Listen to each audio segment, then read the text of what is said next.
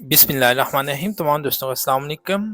तमाम दोस्तों को वेलकम करते हैं अपने YouTube channel Khan food secrets के ऊपर। उम्मीद है तमाम खैरियत से होंगे। अल्लाह पाक से दुआ खैरियत से रखें, आमीन सुम आमीन। आज हम बनाएंगे चाइनीज़ पोटैटो। बहुत ही टेस्टी आसान रेसिपी। स्टार्ट करते हैं। सबसे पहले पानी बॉयल होने के लिए रख देंगे। साथ में आधा किलो आलू साफ़ करने के बाद, छिलका उतारने के बाद उनको स्लाइस कट करके हम इनको करेंगे लाइट बॉयल। और अल्हम्दुलिल्लाह हमारे आलू 3 मिनट के बाद लाइट बॉयल हो चुके हैं। इनमें से पानी बाहर निकाल लेंगे और इस आलू के अंदर हम ऐड करेंगे 2 चम्मच ऑयल।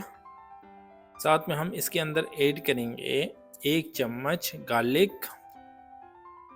इसके बाद इसमें ऐड करेंगे हम लाल मिर्च, नमक, चाइना साल्ट और साथ में हम इसके अंदर ऐड करेंगे सोया सॉस।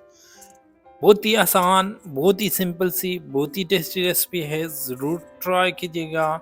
शार्ट सी रेसिपी, चाइनीज स्टाइल में पोटैटो फ्राइज़ बनाने का तरीका है।